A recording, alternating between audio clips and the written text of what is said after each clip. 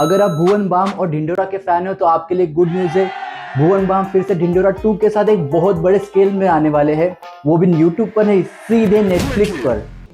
Next on Netflix के event में जहाँ पे पूरे साल के शोज अनाउंस होते, वहाँ पे ढिंढोरा 2 को भी अनाउंस किया गया। पहले यूट्यूब, फिर प्राइम, फिर धर्मा और अब सीधे नेटफ्लिक्स। यार भुवन बाम वो है जो यूट्यूब का पहला सेलिब्रिटी कहा जाता था और उसको देख के काफ़ी सारे लोगों ने यूट्यूब शुरू किया और अभी एक सक्सेसफुल लेवल पे पहुंच गए।